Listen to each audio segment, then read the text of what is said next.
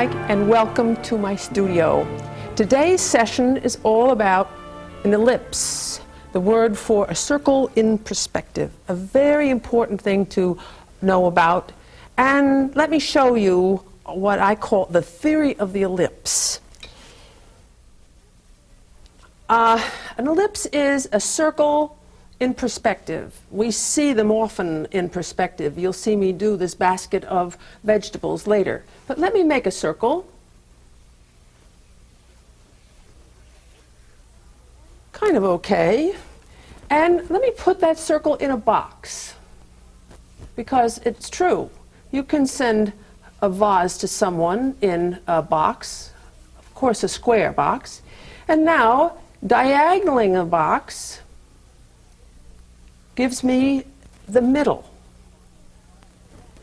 This session is not only about the ellipse, but it's about how important a diagonal is. A diagonal will help you draw things better, many things other than circles. And so here is the other line. Now, the arc of a circle hits from the center out to here about, 2/3. All the time it hits in the center and 2/3, center of each side and 2/3 of each on each diagonal. Now, as soon as we see this flop down in perspective, either lying on a table or tipped as I'm going to do it, the box becomes a shape like this. This back line gets smaller. This is greatly exaggerated. And this front line, just as my thumb comes up, comes closer to it. And so we have now a shape like this. These lines then connect.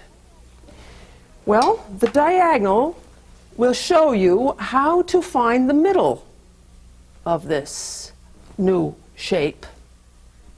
And you'll notice that this middle is now closer to the back than the front. Again, the center line is here. Now to draw this same shape in this new form. It hits here, it hits 2/3 on that diagonal, it hits here, 2/3 on that diagonal, it hits here, comes down 2/3 on that diagonal, and again over to here, and now we have an elliptical shape. An ellipse is not an oval. An oval is equal on either side. So this looks like this shape flopped down. Knowing this gives me a chance to understand and see this basket tipped over with vegetables coming out a little bit easier. So let me do that painting for you, or start that painting for you, to show you how it has helped me so much to know about the ellipse. Why I picked this difficult shape, tipped like that, I don't know. But I thought it would be a challenge. And a challenge is easier met when we have a little bit of knowledge to back us up. And so let me sketch it in. I'm going to sketch it in with black, ivory black, turpentine, and find out where I'm going to put it.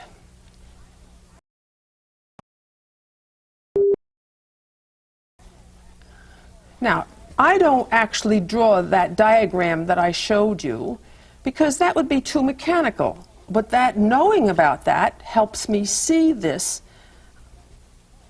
in the way I hope that I get it right. And now to just flip in some of these vegetables. That I just noticed that. That green pepper has such a happy position. It's flipped right up. And this one here.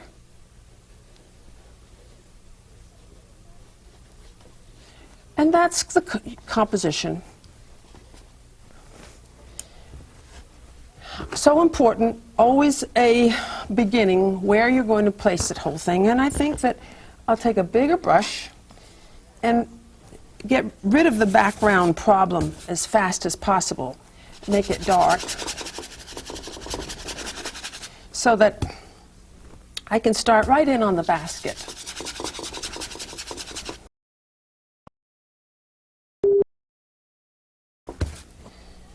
Yes, I've started again, as many of you who already know me, I've started on a canvas that's toned down. I don't start on a white canvas because starting on a white canvas is too difficult. And I try to make this painting process as easy as possible because I know how difficult it really is. This is your challenge, to try to turn this difficult thing into something that you at least are a little bit in control of, making it possible. Thought maybe I'd just put a shadow in. Well, now let's try that basket.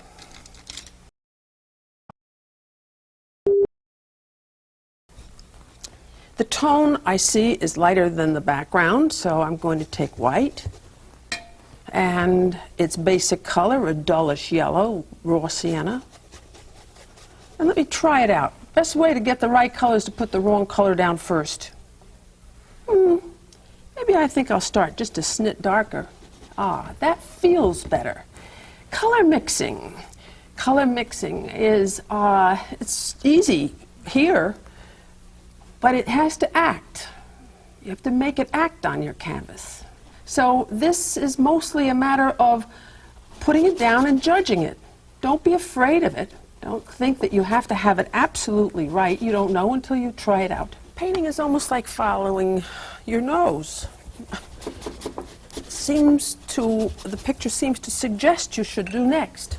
And that dark stuff, dark background color is sloshing into my paint. You worry about it more than I do. I don't mind that happening at this stage because I'm not looking for an end result. I'm looking for a foundation of color to begin my picture. Beginnings look like beginnings, ends look like ends. And let's relegate all these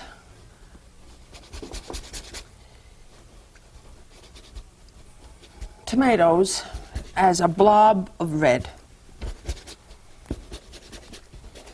Fiddly-dee.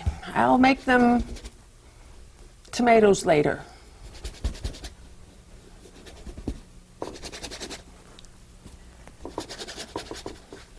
Oh, that one is getting a little bit too much of a push by what I have under it. That's why it's always important to have a handy little rag to help you with your color. That's better. If it doesn't look right, it looks too dark or it looks too light, wipe it off and try again. Don't just paint over it. Sometimes painting over it just makes more of a mess.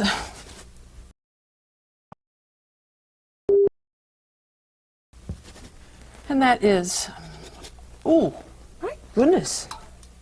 Don't like that color either. Wipe it off. Let me try a new place on my palette. Here. Why don't I just try, sure, bright green. And the darker pepper. That was a handier way to do it. Start with a light color and darken it. It's much easier than starting with a dark color and lightening it for these mass tones. Isn't it amazing? In just a few minutes you can get into so much trouble. I have all these things to work with now. I have the background, I have the tomatoes, I have the peppers, now I have the white cloth.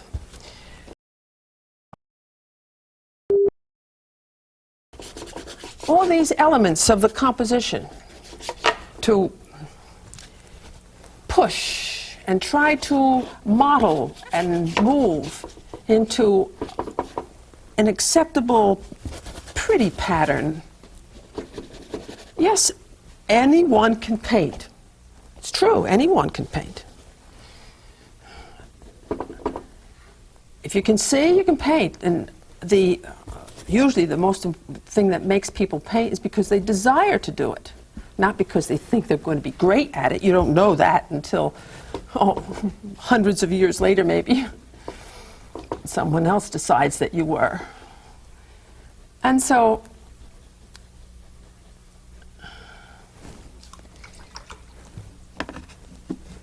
we stand in front of an easel just trying to make it look the best we can. Don't let the material frighten you. You can do anything you want with it. Ah, there's the rub. You got to know what you want. But sometimes the picture kind of tells you what you want.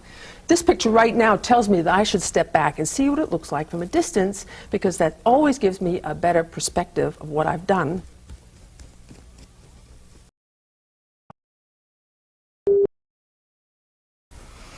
It's so important to step back from your work and view it from a distance. I thought while I step back and get a fresh eye to finish my picture, I thought I'd show you this old chicken in a bucket. Notice how this is an ellipse. It's a little crazy because it's a crazy bucket. But it was easier for me to know the exactness of an ellipse so that when I did make this little change, it still looked sensible and made the chicken look as though it sits in it right. Now also you'll notice on this picture how the tone values, lights and darks, have helped make this elliptical shape round.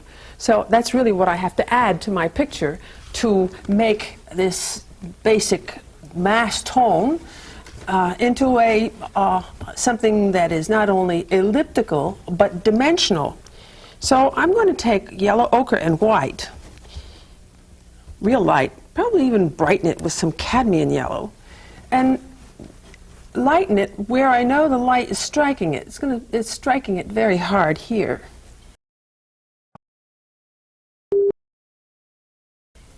Oh yes, I'm sure you see every little piece of wicker that's woven. I don't. I'm still seeing the basic form. The basic form that the light is striking here, and then the light comes along and is striking the thickness as it comes up here in line with the light. Yes, I could be a little bit capricious about the application.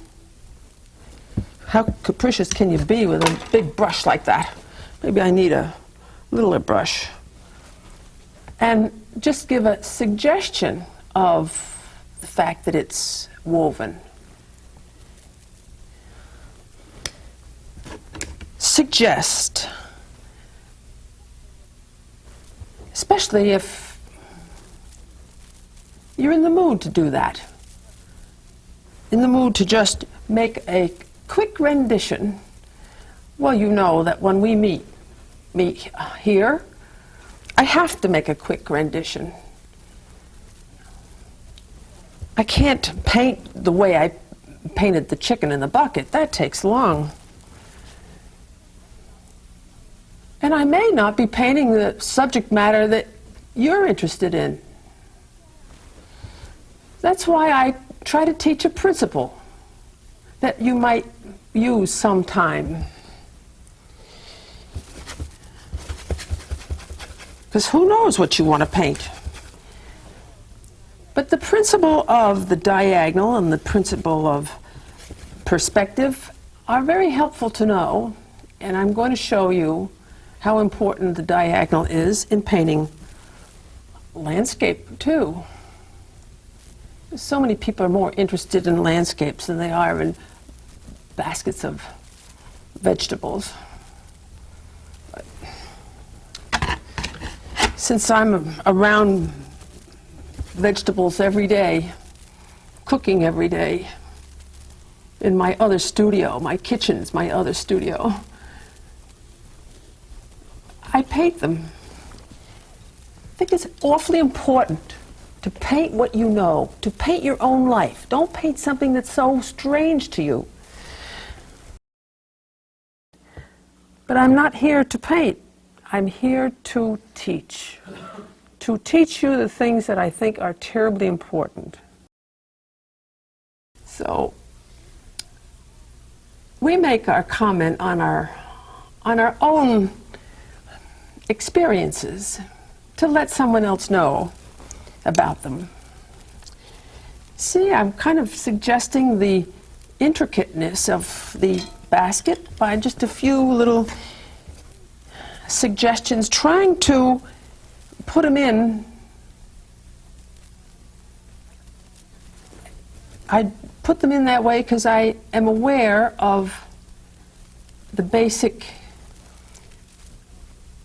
anatomy of the ellipse, and knowing about the ellipse, that it's a distortion, a perspective's distortion of a circle, I know where the center is going to be. And I always have that center in mind, so it's going to be right behind those tomatoes.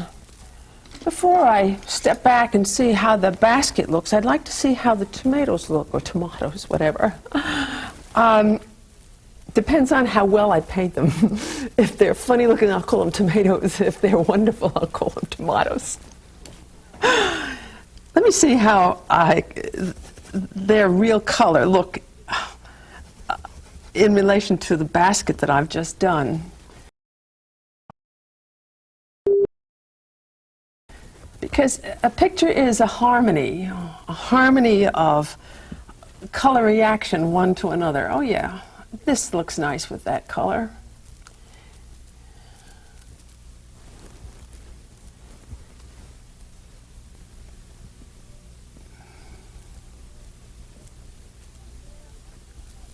Picking out where the light is striking these tomatoes, they're still tomatoes.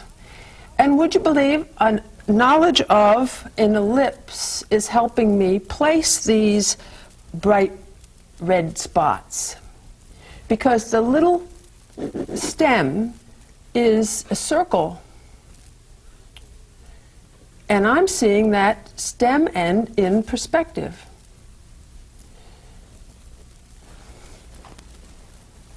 So we have fundamental knowledge guiding us all the time. It seeps into our brushstrokes.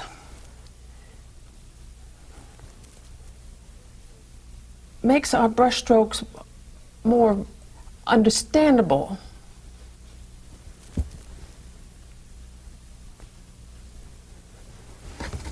We put little centers in there. See if that helps a little bit. Yeah. Every little bit helps. Strategically placed, of course.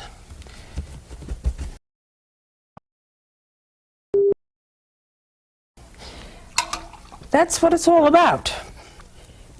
Making that brush hit that canvas with a good aim. And what makes it have a good aim? Some basic knowledge, and the basic knowledge of the ellipse. The distortion of a circle in perspective makes your aim better. And here we have another little ellipse. Look at that little ellipse, the end of that pepper. If that were round instead of elliptical, it would face me.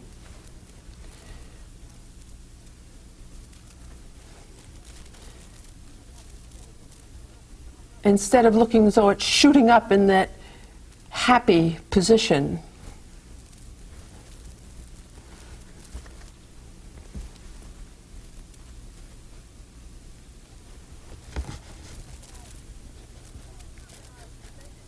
Now that I've related the colors, oh, I forgot that green pepper, the dark green pepper, lurking back here.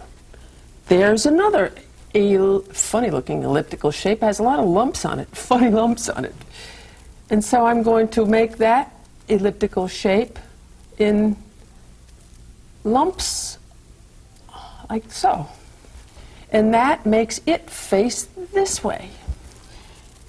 Very hard to be a painter and not ever encounter round shapes in perspective. You not only find them in still life.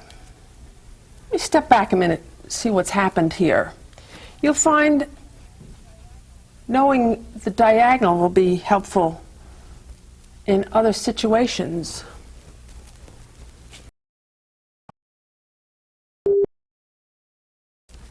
Before I go back to finishing my painting, I'd like to stress again the importance of the diagonal.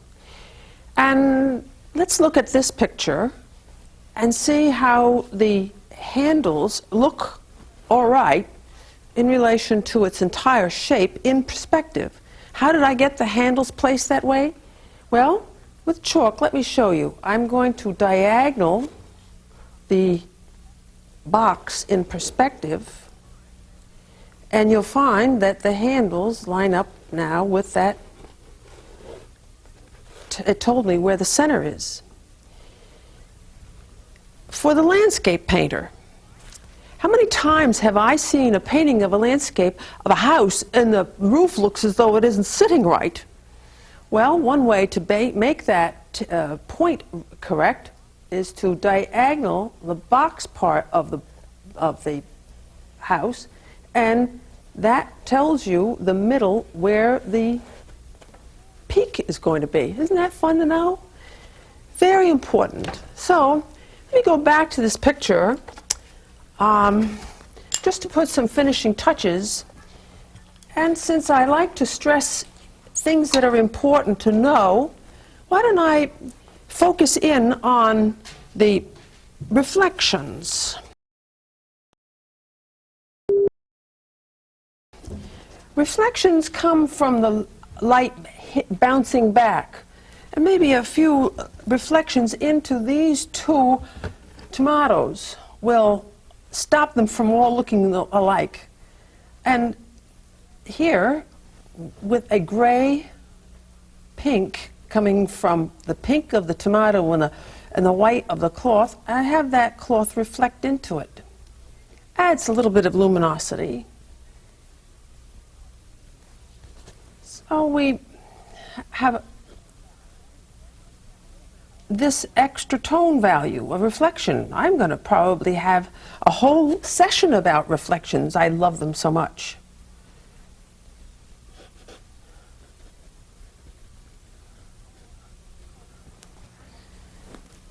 And of course that old favorite, the cast shadow.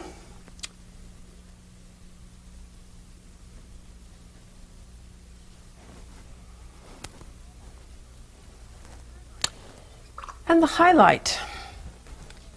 I don't know when I'll design a lesson about reflections, but I do have a lesson already designed about putting highlights on in a situation that's far more important and needs more care than these. I'm putting these on in the same manner that I did the whole painting. I think you'd like to watch me paint a little bit more carefully, which I'm going to be doing the next time we meet. I think.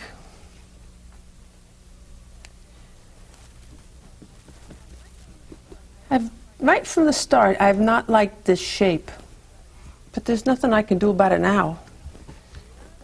Would I dare? Would I really dare? Oh, why not? Why don't I put one right here? Yeah. Oddly enough, I like that better.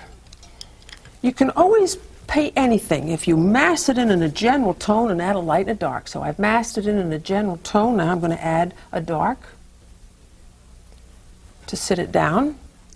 And I'm going to add a shadow to give it dimension.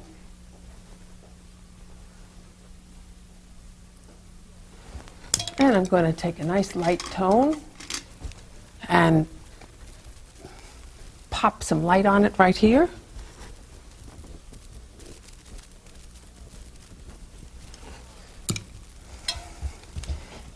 I know it's funny painted, but it helped the composition, I think. Composition is always important to me.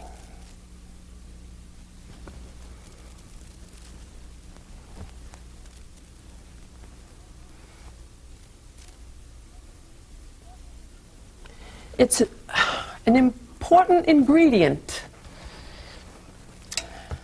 We work with ingredients in painting. All the ingredients add up to the flavor of the picture, just like cooking. And so, I'll talk about an important ingredient next time, the highlight, or maybe I'll use my other studio and teach you how to make soup. I had someone send me a picture that he had painted, and it was a picture of a moose. And I then talked with him, and I said, "Have you ever seen a moose?" And he said, "No." Hello, I'm Helen White, and welcome to my studio. Depends on how well I paint them. If they're funny looking, I'll call them tomatoes. If they're wonderful, I'll call them tomatoes. Let me see how